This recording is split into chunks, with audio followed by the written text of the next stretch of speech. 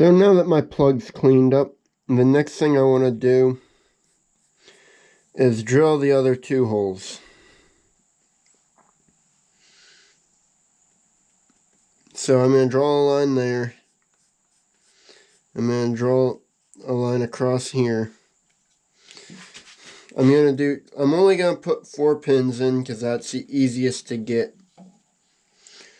And it's more than adequate to hold it. And then, like I did before, in the other part of the video, this was shown in the previous part. I'm going to mark 3/16 of an inch down.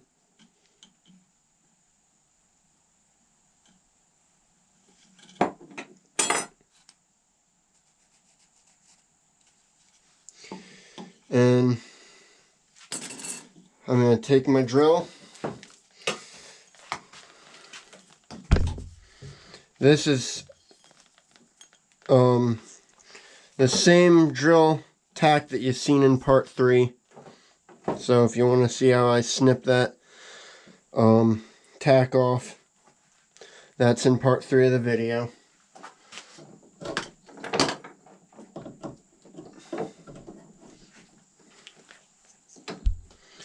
And I'm gonna, well, first I need to center punch them. Take your buck knife.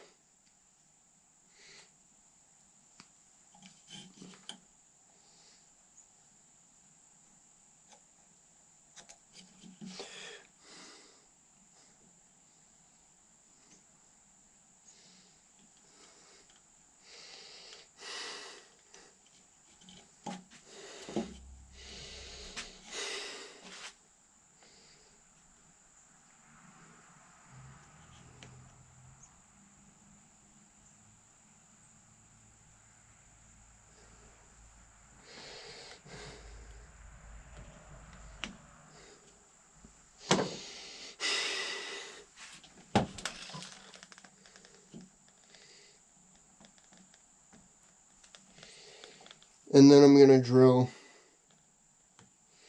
the hole.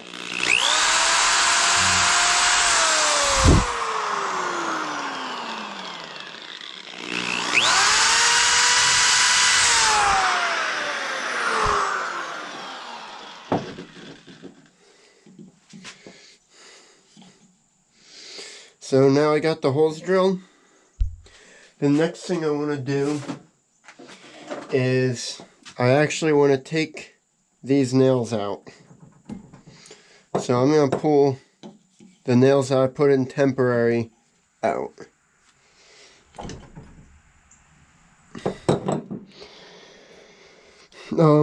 Now because I had that horn all flexible and I stuffed this on, when it cooled, it suction cupped the thing on, and I kept them on while I was doing the rough shaping, when you see in the previous step. But now that there is very little leverage here, you can see I can tap this on this and do stuff, and it's not coming out. And this makes it so there's nothing to hit while I polish the horn. So to polish the horn, I'm actually going to start with some 60 grit paper, mainly to get the bumps out of the body of it.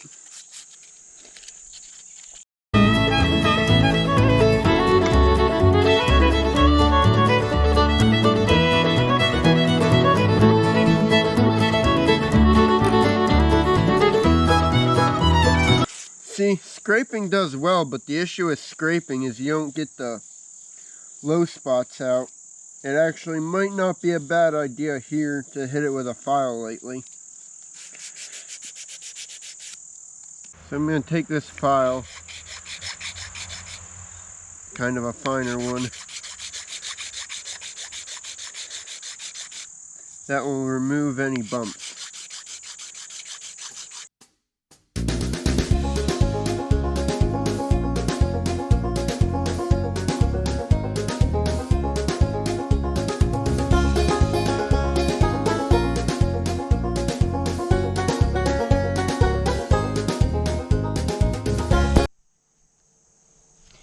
You might have to jump back and forth between 60 grit paper and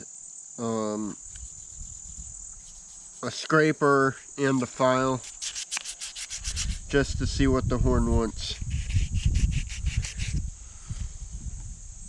Now, another note on scraping: while you can use your common pocket knife, the blade out of a utility knife seems to work really nice, because then you can flex it.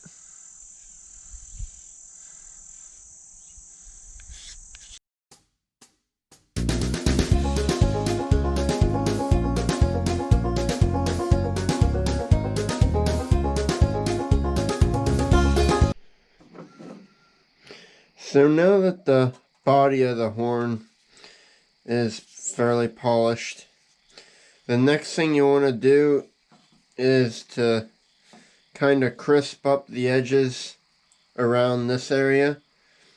Now, the back of your 4-in-1 rasp is typically smooth, so what you can do is go around it like this.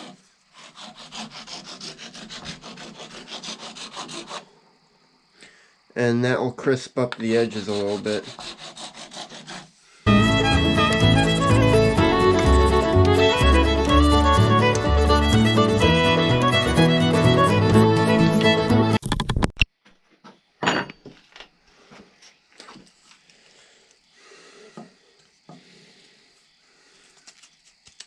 So now I'm gonna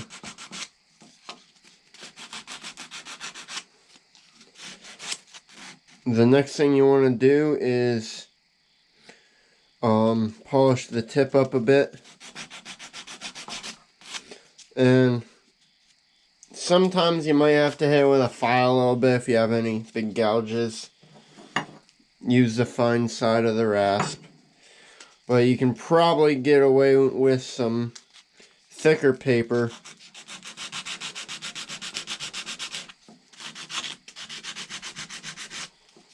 And get that edge cleaned up.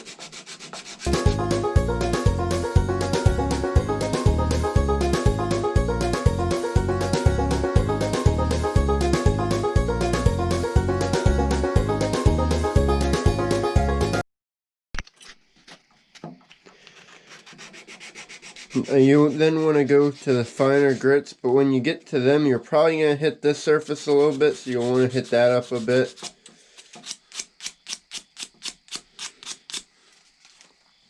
And like before, like on the body, you can scrape a little bit too. That also works if you want to be more traditional.